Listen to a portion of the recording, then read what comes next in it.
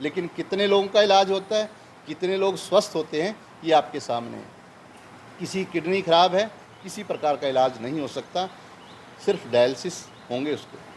किसी को हार्ट की प्रॉब्लम है, ब्लड थिनर उसको दिए जाएंगे, स्टंट डाल दिए जाएंगे, बाईपास कर दिया जाएगा, उसके बाद भी उसको कंटिन्यूसली मेडिसिन लेनी पड़ेगी और उसका जो शरीर है वो ख़राब होता चला जाएगा। हम किसी पैथी के खिलाफ नहीं हैं, लेकिन जो हमारे महापुरुषों ने कहा कि इलाज का बड़ा आसान तरीका है, हम उसको क्यों नहीं अपनाते?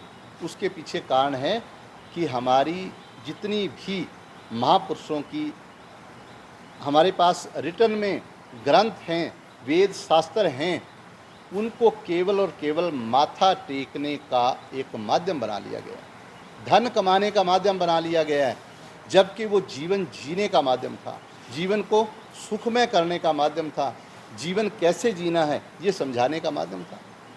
भगवान कृष्ण के ही मैं 2-3 श्लोक आपको बताना चाहूँगा। भगवान कृष्ण कहते हैं, अगर आप सुख लेना चाहते हो तो क्या करना है, कौन सा खाना खाना है, इसका आपने ज्ञान लेना है। किस शरीर को कौन सा खाना खाना है, मैंने जो अभी शब्द बोला उसमें भगवान कृष्ण कहते हैं कि ये जानो कि आप रजोगुण में हो, तमोगुण में हो या सतोगुण में हो, हम सभी अलग अलग गुणों में हैं। अगर आपने जान लिया कि मेरा गुण रजोगुण है तो मुझे रुक्ष भोजन नहीं खाना चाहिए, ज़्यादा कड़वा भोजन नहीं खाना चाहिए, तीखा भोजन नहीं खाना चाहिए। भगवान कृष्ण कहते हैं कट्वम अमल लवण अति उष्ण तीक्ष्ण विदाहीन। कहते हैं कड़वा, तीखा, ज़्यादा रुक्ष ड्राई फ्रूट और ज़्यादा गर्म भोजन अगर खाएंगे, आहारा राज्य श्रेष्ठा, ये राजसी लोगों का आहार है, इससे क्या आएगा, दुख शोक काम्य प्रदा। कहते हैं इससे दुख आएंगे, शोक आएगा, चिंता बढ़ेगी, और सुख कैसे आएंगे? कहते आयु सत बल आरोग्य सुख प्रीति विवर्धना। अगर आप आयु बढ़ाना चाहते हो, बुद्धि बढ़ाना चाहते हो, बल बढ़ाना चाहते हो, सुख लेना चाहते हो, प्यार लेना चाहते हो, तो क्या करो, रस्या सनिग्धा। रस्या मतलब ताजे फलों का, सब्जियों का, जड़ी बूटियों का ताज़ा ताज़ा रस। सनिग्धा घी, गाय का घी। रस्या सनिग्धा स्थिरा, ये शरीर में स्थिर हो जाते हैं। और इनका लाभ क्या आएगा? हृदय आहारा सात्विक प्रिया, ये सात्विक लोगों का, जो लोग बीमार नहीं होना चाहते उनका खाना, लेकिन इसका प्रचार नहीं किया जाता। अब हमारे पास जितनी भी जड़ी बूटियां हैं 3 गुणों में हैं, राजसी, तामसी, सात्विक। पहली बात तो हमारे पास जड़ी बूटियां नहीं हैं, पेड़ पौधे ही नहीं हैं। अगर हैं भी तो हमें ज्ञान नहीं है कि कौन सा पेड़, कौन सी जड़ी बूटी, कौन सी औषधि मेरे लिए भगवान ने बनाई। हम उनका ज्ञान छोड़कर आज केमिकल युक्त जिन दवाइयों ने शरीर पर साइड इफ़ेक्ट देना है, उन दवाइयों के इस्तेमाल की ओर बढ़ गए हैं। मेरा ये मानना है, अगर आप ताज़ी हरी जड़ी बूटियों को निचोड़ कर पिएंगे तो आपको कोई भी दुख नहीं रहेगा। शर्त ये है कि आपको ज्ञान होना चाहिए कौन सी बूटी आपके लिए बनी है। आपसे मैं एक क्वेश्चन करना चाहूँगा, आप सभी ने रामायण देखी होगी। रामायण में जो हनुमान जी जड़ी बूटी लेके आते हैं लक्ष्मण के लिए, तो लक्ष्मण मूर्छित थे। जैसे ही ताज़ी जड़ी बूटी लेके आए, निचोड़ के उनके मुंह में डाली तो लक्ष्मण जीवित हो गए। तो वो हमने कहानी बना ली। असल में भगवान राम हमें ये बताना चाहते थे कि अगर ताज़ी जड़ी बूटी का आपको ज्ञान हो और उसको तुरंत निचोड़ के पी लो तो आपको सबसे जल्दी उससे फ़ायदा हो सकता है। ये बात रामायण में ही नहीं बल्कि आयुर्वेद के ग्रंथ में लिखी है। आयुर्वेद का ग्रंथ कहता है यंत्र निष्पीड़िताद द्रव्याद रसय सवरस उच्चते, कि अगर आप ताज़ी जड़ी बूटी को पीसकर या निचोड़कर इस्तेमाल करते हो तो ये दुनिया की सबसे उच्च विधि है चिकित्सा की। लेकिन आज हमने सबसे नीची विधि बना दी है। क्यों? हमारे पास ताज़ी जड़ी बूटियाँ ही नहीं, हमें ज्ञान ही नहीं है और हमें अपने धर्म ग्रंथों पे विश्वास नहीं है। यही बात श्री गुरु नानक देव जी कहते हैं, बाबा होर खाना खुशी ख्वार, जित खादे तन पीड़िए, मन में चले विकार।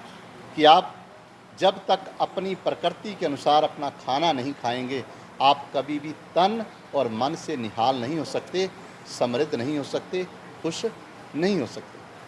तो कुछ चीज़ें मैं लोगों के जानकारी के लिए भी बताना चाहूँगा कि अगर किसी को लीवर की प्रॉब्लम है तो दुनिया का सबसे बड़ा इलाज क्या है लीवर का? हमारे यहाँ तो ट्रांसप्लांट है कि आप लीवर ट्रांसप्लांट कर लो, फिर ख़राब हो जाएगा। लीवर ट्रांसप्लांट करने की बजाय अगर आप ज्ञान रखते हो भूमि आंवला, बच बरिया, पुनर्नवा, इन बूटियों का, ताज़ी बूटियों का इस्तेमाल करो। आपका लीवर बिल्कुल डैमेज हो तो वो नया बन जाएगा। ऐसा मैं नहीं, ऐसा आयुर्वेद के सारे ग्रंथ कहते हैं और आप प्रयोग करके देख सकते हो। इस बूटी को सूंघने से आपका लीवर नया हो जाता है। लेकिन किन के लिए?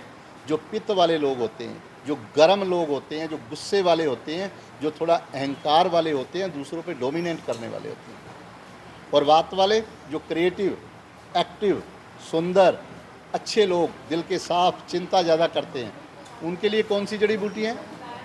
उनके लिए अश्वगंधा है, ब्रह्मी है, शंखपुष्पी है, स्थावर है। ये ताज़ी अगर बूटियों का हम रस इस्तेमाल करेंगे तो हमें किसी प्रकार की चिंता नहीं रह सकती। जैसे माता सीता जब चिंता का समय था, रावण की कैद में थे, तो आपने कहाँ रहना पसंद किया? अशोक वाटिका, अशोक, जहाँ पे शोक नहीं होता। तो ये जड़ी बूटियाँ परमात्मा के तुल्य हैं, ऐसा हमारे सभी महापुरुषों ने कहा। लेकिन हम उन जड़ी बूटियों को प्यार नहीं करते हैं, उन जड़ी बूटियों के लिए हमारे अंदर कोई भाव नहीं है। आप कृष्ण महाराज का जीवन देखिए, आपने कहाँ रहना पसंद किया? वो कहते मैं वृंदावन में रहूँगा। क्या होता है वृंदा? तुलसी, जहाँ तुलसी का वन हो, जहाँ पे जड़ी बूटियाँ हों, जहाँ पे पेड़ पौधे हों। अगर पूजा करने की बात आई तो आपने किसकी पूजा की? गोवर्धन की। क्यों? क्योंकि गोवर्धन पर जड़ी बूटियाँ हैं, पेड़ पौधे हैं, उसके कारण वर्षा आती है, उसी के कारण गाय चरती है और हमें अमृतुल्य दूध देती है। तो हमारे ऋषि मुनियों ने, महापुरुषों ने हमें ये ज्ञान दिया कि आप जड़ी बूटियों से जुड़ो। किसी को हार्ट की प्रॉब्लम है, अपना गुण कैसे पता लगता है? पहले आपने जो बात पूछा ये आयुर्वेद का सबसे बड़ा रहस्य है कि अपना गुण जाने। आप जितने बैठे हो, मैं आपकी शक्ल देख के बता सकता हूँ कि आप किस गुण में। तो ये वात गुण, पित्त गुण, आयुर्वेद में 3 डायग्नोज होते हैं: दर्शन, पर्शन और स्पर्श, नाड़ी देखना। इससे पूर्ण डायग्नोज होता है। जैसे मैं बताना चाहूँगा, आपने क्वेश्चन किया, जो पतले और सुंदर होते हैं वो वातिक होते हैं, जो जनवरी, फरवरी, मार्च, नवंबर, दिसंबर, सितंबर में पैदा होते हैं। और जो मई जून में पैदा होते हैं वो पित्त होते हैं, वो ना मोटे ना पतले। और जो अगस्त में पैदा होते हैं वो थोड़े भारी हो सकते हैं। ये बहुत सारी और चीज़ें भी डिपेंड करती हैं इस पर, अकेला यही नहीं, उसका माता पिता पे भी डिपेंड करता है, खाने पीने पे भी डिपेंड करता है, लेकिन ज़्यादातर मौसम पे डिपेंड करता है। हमारा ज्योतिष जो शास्त्र है इसी से भरा हुआ है, जो हम बता देते हैं कि आप ऐसे हो जाओगे, आपको ये बीमारी आ जाएगी, आपका ये गुण, ये सब इसी पे आधारित है। लेकिन ये विज्ञान है, ना कि कोई धोखा, ना कि कोई किसी को गुमराह करना। और आप कह रहे हैं तो वही बता रहा हूँ, खुद को कैसे जाने। खुद को जानने के लिए देखिए, पहली बात तो जो आप क्वेश्चन कर रहे हो, ये क्वेश्चन आपको सीखने के लिए BAMS बनना पड़ता है। पहले +2 पास करोगे मेडिकल में, फिर आपको एग्ज़ाम देना होगा, फिर आप 6 साल पढ़ोगे। लेकिन फिर भी मैं दावे से कहता हूँ कि 99% डॉक्टर नहीं जानते हैं कि प्रकृति क्या होती है, जो मैं आपको 2-4 मिनट में बताने वाला हूँ। मैं यही बता रहा था कि जो पतले, सुंदर, एक्टिव लोग होते हैं, क्रिएटिव होते हैं, वो वात होते हैं। उनके हाथ ठंडे होते हैं, उनकी आंखें ब्राउन होती हैं, वो बहुत क्रिएटिव होते हैं, प्लानर होते हैं, जिनको हम स्कीमी कहते हैं, बहुत प्लानिंग बताते हैं। लेकिन जो पित्त वाले होते हैं वो दूसरों पे डोमिनेट करने वाले होते हैं, दूसरों से काम लेने वाले होते हैं, मैनेजमेंट करवाने वाले होते हैं। उनके हाथ गर्म होते हैं, उनकी आंखें लाल होती हैं। और जो कफ वाले होते हैं वो भारी होते हैं, वो सुस्त होते हैं, वो थोड़ा लापरवाह होते हैं, वो अपने ही आनंद में रहते हैं। आयुर्वेद में वात को हिरण, पित्त को शेर और कफ को हाथी कहा गया है। ये 3 प्रकृतियाँ अलग अलग तरह के लोग हैं।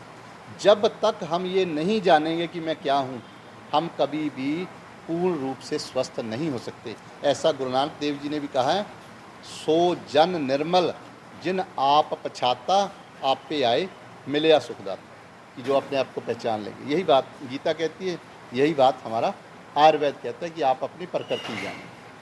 अब जब प्रकृति जान ली तो आपने भोजन को पहचानना। अब भोजन पहचानने के लिए आपको ज्ञान लेना होता है कि कौन सी बूटी, जैसे पीपल है, ये क्या है, ठंडा, तसीर इसकी शीत है, ठंडी है। अगर गर्म व्यक्ति इसको लेगा, स्किन जिसकी प्रॉब्लम है लेगा, वो ठीक हो जाएगा। अब खीरा है, उसकी ठंडी प्रकृति है, अगर मोटा बंदा लेगा, कफ वाला बंदा लेगा, उसको नुकसान कर देगा।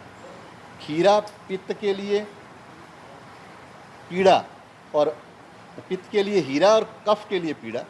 अब पंजाबी में कहते हैं कि सेनु माँ बादी के सेनु स्वादी, माँ की दाल है उसमें वायु है, किसी के लिए अच्छी किसी के लिए बुरी। तो ये एक बहुत विशेष विज्ञान है, और श्री कृष्ण जी ने कहा है जिसने ये नहीं जाना वो दुनिया में कभी भी सुखी नहीं हो सकता। ऐसा गीता में सबसे ज़्यादा जोर दे के कहा गया है। जैसे मैं एक और श्लोक सुनाता हूँ गीता का। पहले मैंने आपको सुनाया कि ये सबसे गहरा ज्ञान है। फिर श्री कृष्ण महाराज कहते हैं, परम भूवै प्रवक्ष्यामि ज्ञानानाम ज्ञानम उत्तमम। कहते हैं कि फिर से सुन, दोबारा सुन, यही ज्ञान सब ज्ञानों में उत्तम ज्ञान है। यत यात्वा मुन्य सर्वे परम सिदम इतोगता, कि जितने भी ऋषि मुनि हुए उन्होंने ये जानकर ही सिद्धि को प्राप्त किया है, परम सिद्धि को। क्या जानना है कि मैं क्या हूँ। लेकिन हम जैसे जैसे 200 साल से एलोपैथ का प्रचलन बढ़ा, तो हम पूरी तरह से अपनी विद्याओं को सिर्फ माथा टेकते हैं। बड़े बड़े जो हम अपने आप को धार्मिक कहते हैं, संत कहते हैं, अपने आप को देशभक्त कहते हैं, आज कोई भी बीमार हो जाए तो वो तुरंत, उसका विश्वास नहीं है लक्ष्मण की तरह, वो तुरंत कहाँ जाएगा, एलोपैथ। एलोपैथ क्या है, वो भी एक पैथी, आयुर्वेद की ही पैथी है, कि धीरे धीरे उससे उसको केमिकल मॉलिक्यूल निकाल कर केमिकल बना के वही चीज़ दी जाती है, लेकिन उसके साइड इफ़ेक्ट है। जब हमें ज्ञान है, हमारा देश आयुर्वेद की धरोहर यहाँ से शुरू हुई, ऋषि मुनियों ने बाकायदा ग्रंथ लिखे, तो उसका प्रचार क्यों नहीं किया जाता। और हमने लाखों लोगों को रिजल्ट दिए हैं, लाखों लोगों को, बड़े से बड़े डॉक्टर, बड़े से बड़े राजनेता, हमारे महापुरुष जिनको विश्वास है आयुर्वेद में, वो इसका संपूर्ण लाभ ले रहे हैं। और आज आपको बुलाने का एक ही तात्पर्य है कि आप खुद, मैं ये नहीं कहूँगा प्रचार करो, एक बार खुद जान के देख। आचार्य जी जाने कैसे, अभी आपने बताया। एक बार सारे बता हमारे बहुत स्थान पे क्लिनिक्स हैं, देश भर में हैं हमारे, जहाँ जहाँ क्वालिफाइड डॉक्टर बैठते हैं वो हमारे सवरस लेते हैं हमारे से। हम उनको पूरी ट्रेनिंग देते हैं और उनको सवरस के बारे में बताते हैं, और ये भी पूरी ट्रेनिंग देते हैं कि कौन से रस की कौन सी तासीर है, यानी कि वो शीत है, उष्ण है, रुक्ष है, किसके लिए उपयोगी है, किस रोग में दिया जा सकता है, किस व्यक्ति को दिया जा सकता है। और उसकी एक्सपर्ट डॉक्टर सीमा चौहान यहाँ पे बैठते हैं, अपने सेक्टर 36B में, 36B चंडीगढ़ में बैठते हैं। ऐसे ही खन्ना में बैठते हैं हमारे डॉक्टर, गुगामाड़ी मंदिर, सेक्टर 36B चंडीगढ़।